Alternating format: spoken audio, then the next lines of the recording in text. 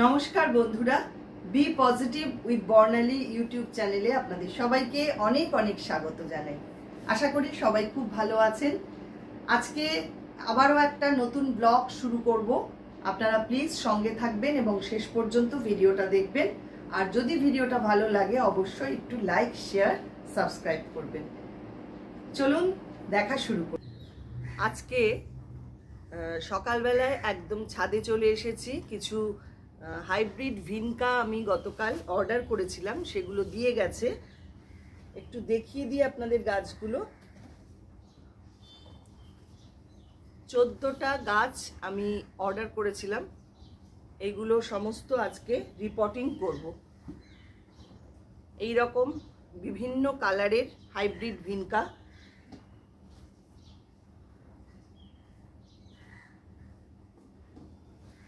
অনেকগুলো কালার আমি নিয়েছি। দেখুন ভীষণ সুন্দর লাগে এগুলো যখন একদম গাছ ভরে ফুল হয়।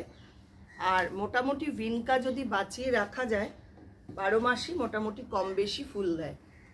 যদিও এগুলো হাইব্রিড ভিনকা, একটু সাবধানে, একটু এগুলো সেন্সিটিভ হয়, যার জন্য সাবধানে রাখতে হয়।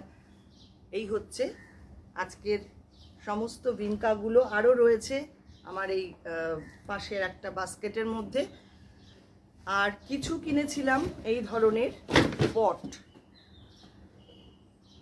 প্লাস্টিকের পট। এগুলো অ্যামাজন থেকে আমি অর্ডার করেছিলাম। 12 পিস আছে টোটাল।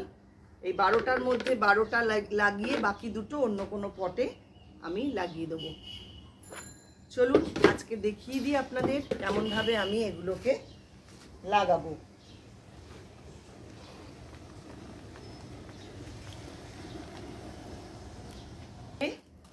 শুরু করব আমি রিপোর্টিং করা। তার জন্য প্রথমেই আমি একটা গামলা নিয়ে নিয়েছি এবং কিছুটা গার্ডেন সয়েল আমি এর ভেতরে নিয়ে নেব। যদিও এই মাটি আমার আগের থেকেই তৈরি করা থাকে, তাহলেও কিছুটা আবারও আমি এর মধ্যে বালি আর ভার্মি কম্পোস্ট আর একটু ট্রাইকোডার্মা ভিরিডি, যেটা ফাঙ্গিসাইড, সেটা আমি মিশিয়ে নেব যাতে গাছটা ভালোভাবে ওয়েল ড্রেনেজ হয়। দেখুন আমি গার্ডেন সয়েল নিয়ে নিলাম,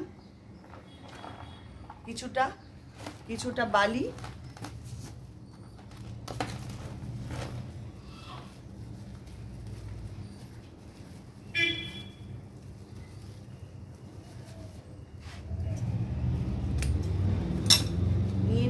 কিছুটা ভার্মি কম্পোস্ট।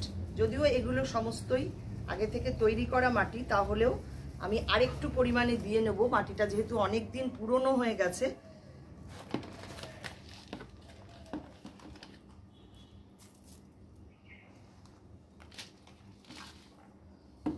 আর দেব কিছুটা কোকোপিট।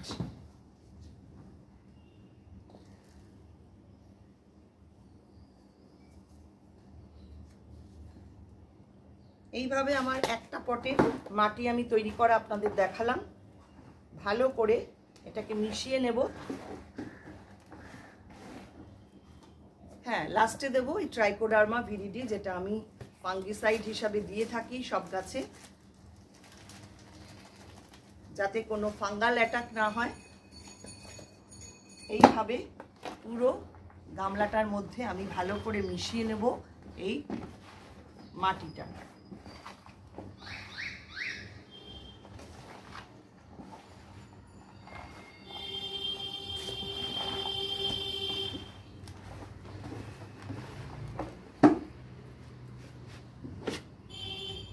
এবার এই পটটার তলায় আমি এরকম ছিদ্র করে নিয়েছিলাম, সেটাকে ভাঙা টবের এরকম চারা দিয়ে আমি আটকে নেব যাতে জলটা বেরিয়ে না যায়। ছোট ছোট এরকম টুকরো ভাঙা টবের, সেগুলো তলায় দিয়ে আমি এবারে এর ভেতরে এই মাটির তৈরি করা মাটিটা আমি দিয়ে দেবো।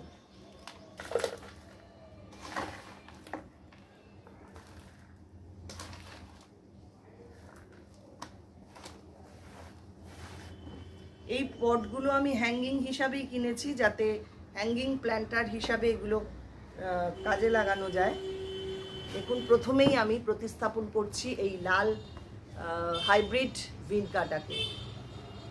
আমি একদম রুটটাকে আস্ত রেখেই আমি বসিয়ে দেবো, কোনো রকম কিছু ডিস্টার্ব করব না এটা, কারণ এগুলো ভীষণ সেন্সিটিভ এই গাছগুলো। এইবারে ধার দিয়ে আমি মাটিটাকে ভালো করে দিয়ে দিচ্ছি যাতে গাছটা ভালোভাবে সেট হয়ে যায়।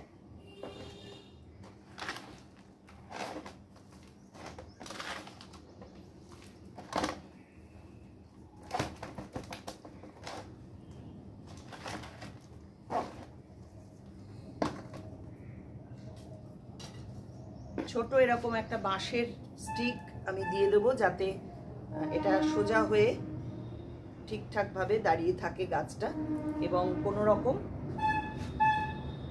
কোনো রকম যাতে হেলে দুলে না যায়। ঠিক এইভাবে আমি লাগিয়ে ফেললাম একটা গাছ। এরকম পরপর আমি 14টা যে গাছ আমি এনেছি সেগুলো পরপর লাগিয়ে দেব। তারপরে আস্তে আস্তে আমি এগুলোকে জল দিয়ে নেব। চলুন তাহলে আজকে দেখিয়ে দিলাম আপনাদের আমি কেমন করে ভিনকা লাগাই। আর এই ভিনকা আপনারাও লাগাতে পারেন, প্রচুর ফুল দেবে সারা বছর। শুধু শীতকালের 2-3 মাস বাদ দিয়ে বাকি সারা বছর যদি আপনারা ঠিকঠাক যত্ন করতে পারেন, এই ভিনকা থেকে কিন্তু প্রচুর ফুল পাওয়া যায়। সদ্য লাগানো গাছগুলোতে আমি এবারে জল দিয়ে নিচ্ছি এবং হাত দিয়ে একটু জলটাকে পুরো গাছের গায়ে ভালো করে ছিটিয়ে সুন্দর করে ভিজিয়ে দিচ্ছি গাছগুলো, যাতে গাছগুলো সতেজ থাকে। এবং প্রত্যেকটা গাছে একটু প্রথমবার বেশি করে জল দিয়ে দিতে হবে। এইভাবে আমি সবকটা গাছে একদম গাছ ভরে ভালো করে জল দিয়ে দিলাম। প্রত্যেকবারই গাছ লাগানোর পরপরই একটু জলটা বেশি করে দিতে হয়। জলটা বেশি না দিলে প্রথমেই গাছগুলো যখন প্রতিস্থাপন করা হয় একটু বেশি করে না দিলে গাছগুলো ভালোভাবে তার রুটগুলো মাটিতে ডেভেলপ করতে পারে না। তাই প্রথমেই একটু বেশি করে গাছ ভরে জল দিতে দেওয়া দরকার।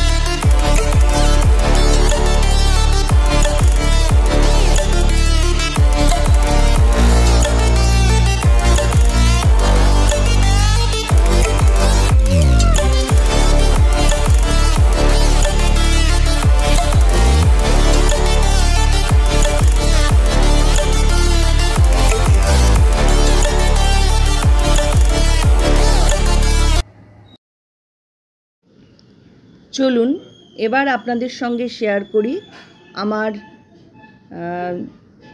নিত্যদিনের যে কাজ, যেগুলো আমি প্রায়শই আপনাদের দেখিয়ে থাকি।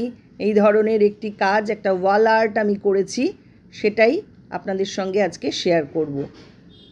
প্রথমে একটা এমডিএফ বোর্ডের মধ্যে একটা স্কোয়ার সাইজের মিরর বসিয়ে নিয়েছি। তারপরে আমি কিছুটা ওয়ালপুট্টির ডো করে নিয়েছি এবং কিছু এরকম গ্লাস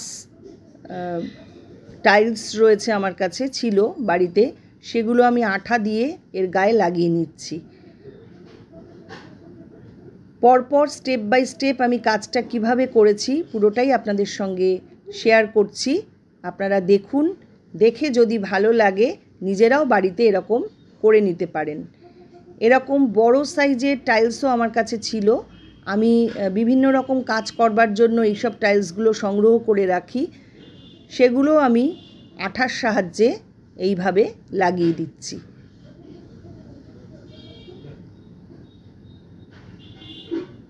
কাজটা কমপ্লিট হলে আশা করি আপনাদের ভালো লাগবে।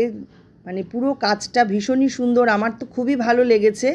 আপনাদের কেমন লাগলো সেটা কিন্তু অবশ্যই কমেন্ট করে জানাবেন। আর ভালো লাগলে অবশ্যই ভিডিওটাকে একটু লাইক, শেয়ার, সাবস্ক্রাইব করে দেবেন। চলুন দেখে নেওয়া যাক পুরো কাজটা।